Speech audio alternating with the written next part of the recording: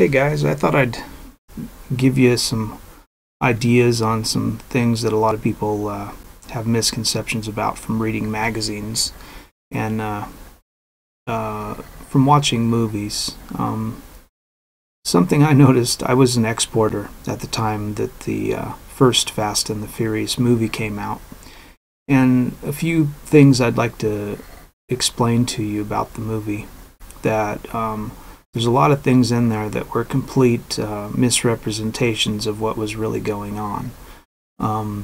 The Japanese RZ 6-speed twin-turbo Supra that is available here wasn't really what they were using.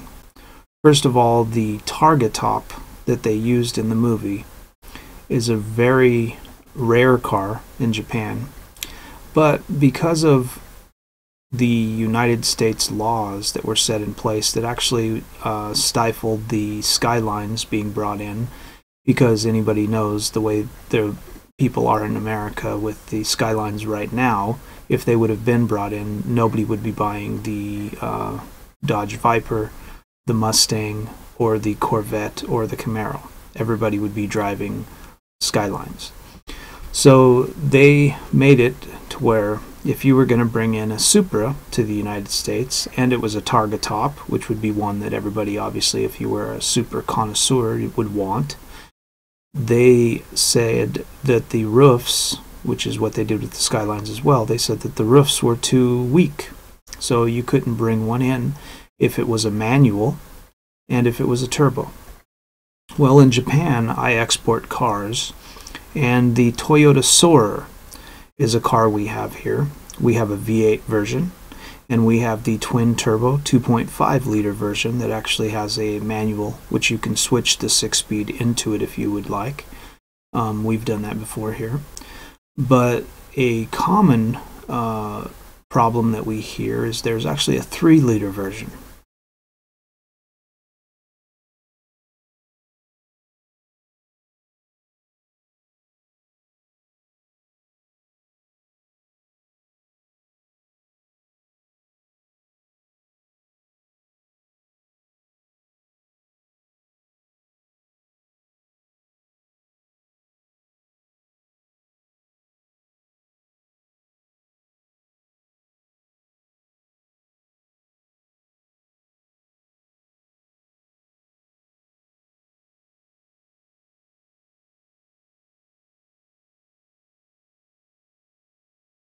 That has the Supra non-turbo motor in it.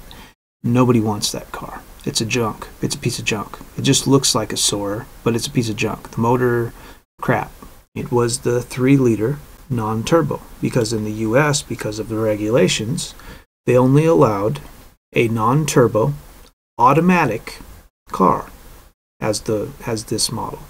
So if you look at the pictures when they show them working on it, you'll notice that the car had an automatic and it was a non-turbo car. What they did was they took the non-turbo motor, they put a 5-speed transmission on it, and they turbocharged the non-turbo motor.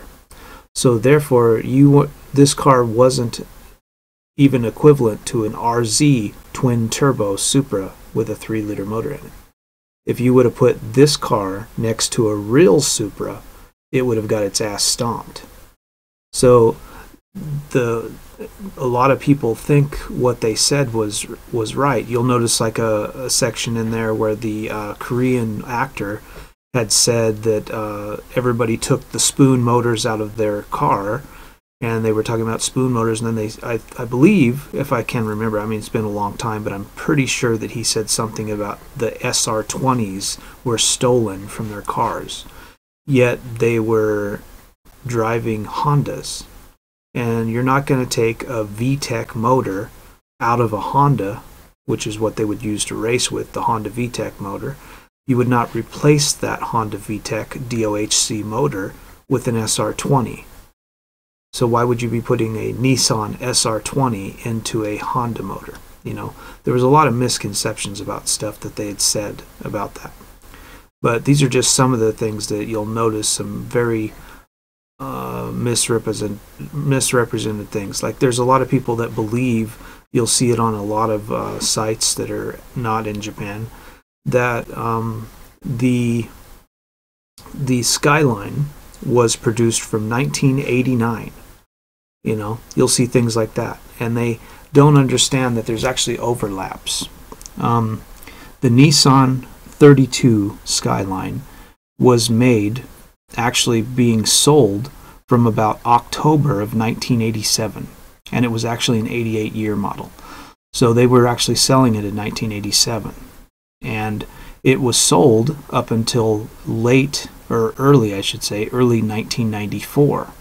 But it overlapped the 33 Skyline, which was actually brought out in the early part, or the late part of 1993. So you could actually buy a 32 Skyline GTR and a 33 Skyline GTR at the same time. It was kind of funny. And that 33 model was from 1993 until about 95. Mid-95, basically around October, they brought out a Series 2 model.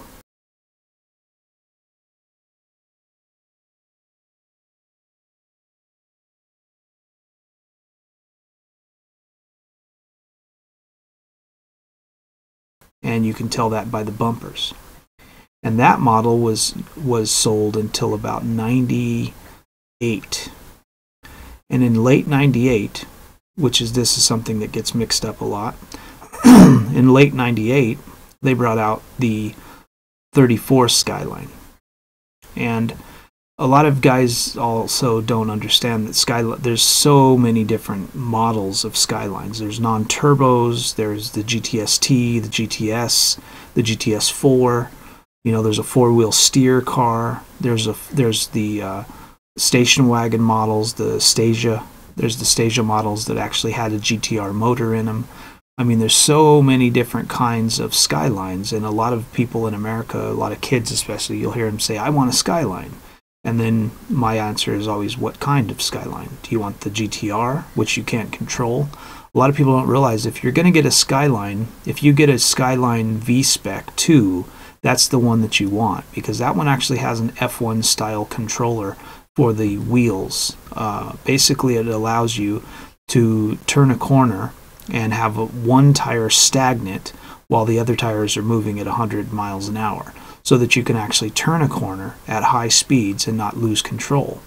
If you get just the regular GTR, what you're going to get is basically a car that you can't control. That it has a lot of power, and when you hit a corner, you're going to have to slow down. And with the other Skylines, the GTR V-Specs 2s, which they did have in the 32, 33, and 34 series, it allows you to basically hit a corner at 100 miles an hour and not really lose control. And that's the system that you want. So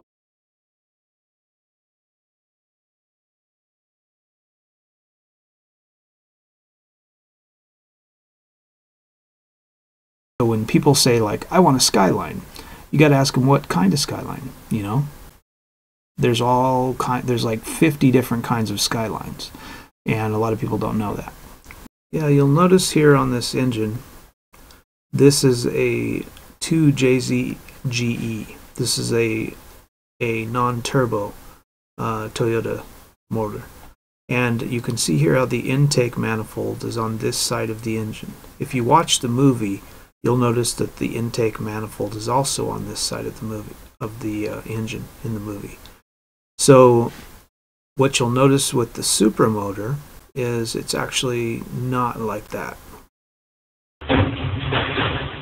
JDM, no shit. What did I tell you? Now you notice here in the motor what I was talking about. This is the intake manifold that goes over this way. It goes over to the dust box. And this is your intake manifold here. And the motor that's in this is the same one that you'll see in the Toyota Soarer non-turbo. And these cars actually they don't want I used to export to Australia for about 7 years. And the cars that they don't want in Australia or New Zealand is the 3-liter non-turbos. They didn't like the motor. They thought the motor was crap, and it was a very doggy motor. it was the same motor that you might find in the maybe the Toyota Camry, the bigger version of the Toyota Camry. You know, it was basically a motor that was reliable, but these motors were typically for delivery cars, company cars and stuff like that. It really wasn't a motor that people would want to buy and do anything with. So what they did in the movie was they took this motor, and instead of, for some reason, I don't know why they wouldn't have done it, but they used a US model car. So they took a non-turbo motor and a 3-liter, and they took that motor and just turboed it, and they put a new intake manifold on it. And that's